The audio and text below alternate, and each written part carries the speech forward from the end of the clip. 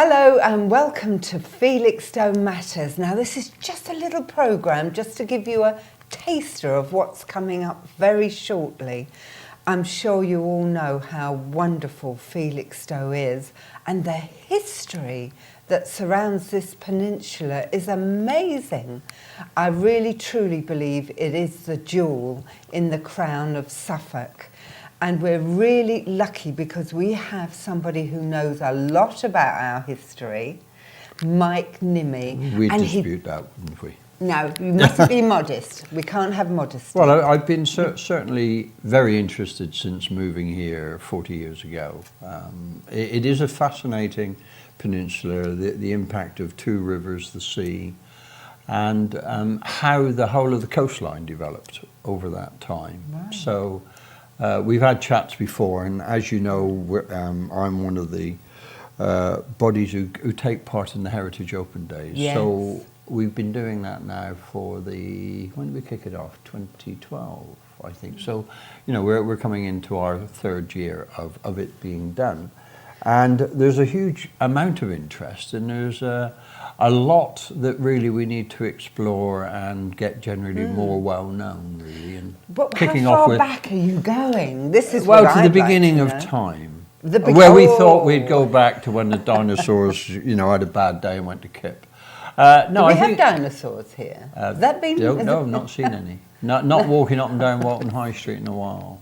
But I think what we sort of suffer with on the east coast of England particularly is the fact that a lot of our history gets taken away by the sea. So our very, very early sort of Stonehenge age history has been washed away, disappeared, isn't there, you know. And you may recall that up in Norfolk, the North Norfolk coast, several years ago, they found a wooden answer to what Stonehenge was in stone. They replicated that in wood, and they found, because of the sea and the effects and it being all covered over. So it certainly did exist here, but the sea has caused our settlements to retreat inland. Would you be able to find out how much land has been lost? Yeah, we've got. You may recall one thing we did pre the Heritage Open Day this last year, 2014.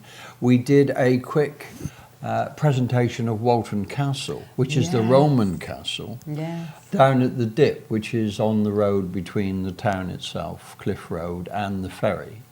And it was at very low tide, so you could actually see a little bit of a remaining Roman wall that tumbled down when the cliff was undermined and underneath the castle, which is why we lost the castle. Isn't that a shame?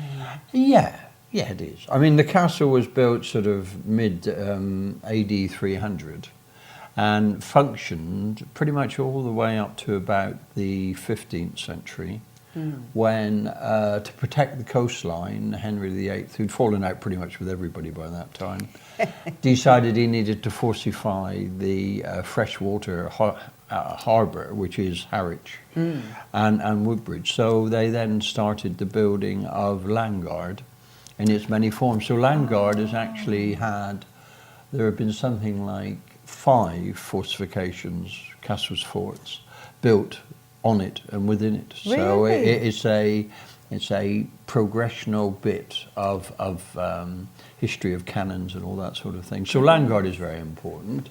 But equally, I suppose, the first fortified part of our coastline was the Roman castle at Walton. And that's when we had quite a lot of the end of the Roman Empire, and we were getting lots of pirates and. A bit like we've had off Somalia over the last 10 years or so. Did we get that many pirates? Oh, there were lots, yes. Yeah. Well, I mean, it was good business. I mean, slaves were good money, weren't they? As they are now, actually, sadly to say. I mean, it still happens, doesn't it? Isn't it dreadful? It is dreadful. Repeating. It does. It tends to do that. We don't learn much, do we, as humanoids? We keep making the same mistakes. We hope we will. We don't. But, I mean, basically, I think what we would be looking to kick off with is the Beaker People. Oh. Were they particular to this area, or were they? They were particular to Western Europe and Right. Spain, and they travelled. And the reason they were called Beaker People wasn't because of a religion or whatever. It was the type of pottery that they made. Really? So the pots that they've left behind, in which they intern the ashes or bones of their dead, that was their burial system. That gives them the sort of generic name of beakers, but they travelled all over. I actually encountered a settlement that they'd built in the Middle East, in Abu Dhabi, up in the mountains, way back. So, Are they? Do they come from England, or are they roaming? They're roaming, because in those days, I mean, there wouldn't have been any concept of a national state. You just followed the herd, or followed the sun, or followed the crops, or followed. That's what you did to stay alive. So completely different. I think to get into their mindset, theirs would have been survival, wouldn't it? And they'd have had roots and. A fascinating It would program. be, wouldn't it? Yeah. You don't hear about the Beaker People. No, you don't. Quite you don't. so much, no. do you? Well, I think it was ours, or one of the ones that impacted on me, was the fact that they were digging footings for prefabs up in Walton, and in the digging of the footings, they came across a Beaker burial urn. Goodness. And they had the bones within it, so they called the constable, who came up hot-footed from the station and said, yes, it's a body, but I think they're pretty old bones. Anyway, Basil Brown, the guy who did Sutton Hoo, was the man who did the dig here. And I was hoping to have had his dig records for the Heritage Open Day. Unfortunately, that hadn't been completed in the record office, but I'm hoping they've done that now. But what I found, in addition to that, is that we've got 6 or 7 other sites within the Felixstowe Peninsula where there is evidence of beaker pots have been found. Goodness. So Bath Road, they're over. So I thought that might be would be an interesting place to kick off, but I'll need to do a bit of Fantastic. research And before we can do that. Is it because we're on the coast? Is it because it's always been some sort of a port that we have maybe more interest in this I think if you go back to peninsula? the Beaker time, we're still joined to the continent. So you could just wander all over a huge landmass that was Europe. And what you tend to find, I mean, I'm very keen and interested, but don't know very much about the Atlanticist, which really, if you go all the way from Sweden down to Spain, you will find on the westernmost coast, we have built an awful lot of burial mounds and things, and these things have not been destroyed by the sea. So they're still there. And what you find is there's always seemed to have been, within Europe, a migration west to the setting sun. Oh. And that's where most of the burial things are, because that's where one would assume ancient man thought that you'd be heading off to, the setting sun. So you take the ashes. I mean, if you go onto the Isles of Scilly, on its sort of westernmost island, you've got some wonderful burial mounds. And at that time, of course, you could have walked to Scilly, couldn't you? Really? You know, 28 miles from Penzance, you just carry on walking, you get there.